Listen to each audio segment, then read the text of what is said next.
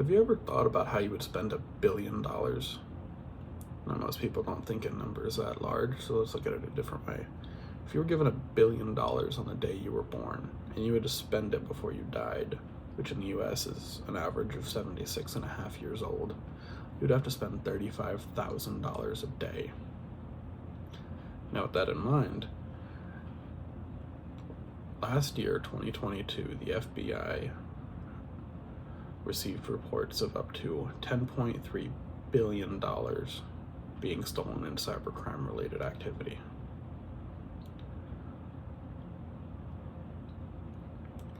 Now, with the information that I've gathered from the FBI, the Cybersecurity and Infrastructure Security Agency, as well as Cisco, so we won't be a part of that $10.3 billion statistic.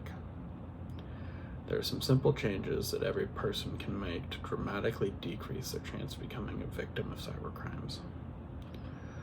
Starting with having a strong password etiquette, knowing the current common cybercrimes that are out there and how to avoid them, as well as just a few small steps that can be implemented to everyday life that make big differences in your personal cybersecurity.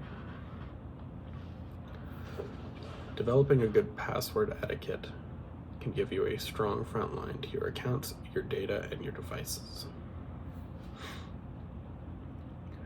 Most common passwords, that being one word, numbers or letters added at the end, maybe some substitutions in the middle, can be solved in milliseconds. The average random 10-character string can be solved in months. And the average 4-word passphrase takes thousands of years to solve. Now, some accounts, I think, need stronger passwords than others.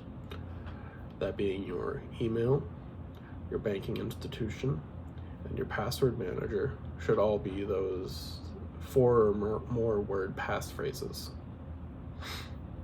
Speaking of password managers, there are 3 out there that have free tiers and are reputable, that being LastPass, KeyPass, and Apple's Keychain if you have an Apple device. They all integrate seamlessly with common search engines and applications.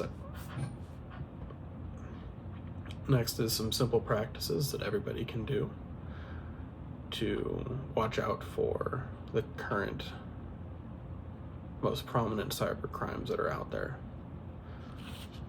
That being, don't click on any links or attachments that are sent in email or text to you unless you are expecting to get them.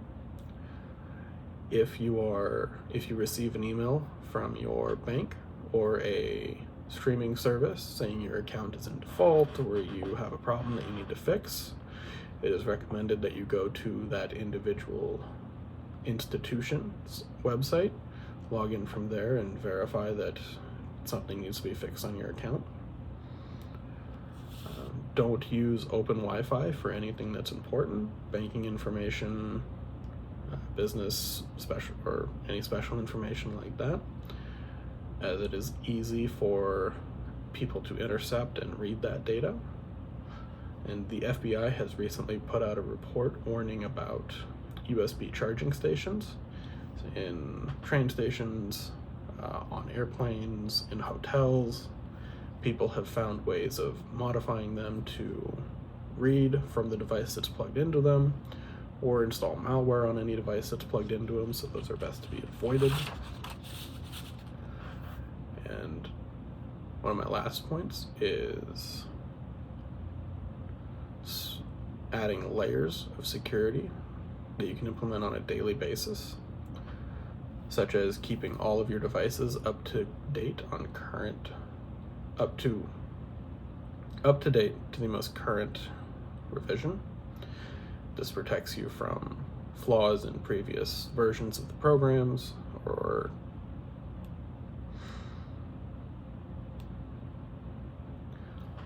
when using a computer, don't use an admin account, use a user account with lower permissions. That means that if you do ever download anything maliciously, that is malicious, it doesn't have admin access to your computer right off the rip. If ever shopping online, it is recommended that you use a credit card over a debit card. If somebody were to steal your debit card online, that money will be pulled right from your account, and it is very hard to get back on fraud disputes. If you were to use a credit card and any fraud were to happen with that, the federal law dictates that you are only liable for up to $50 worth of that fraud amount to your credit card holder.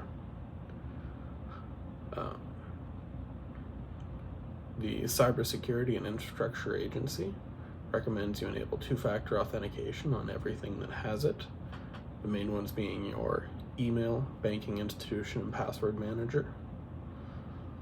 And one of the biggest things you can do to maintain security in the digital age is to constantly be learning about modern threats, the next big wave that's going to come out. To wrap things up, we talked about having a good password etiquette, the current scams that are out there, or ways to avoid the current scams that are out there, and additional security measures that everybody should implement on their daily lives. These are just some of the changes that every person can make to dramatically decrease their chances of becoming a victim of cybercrime.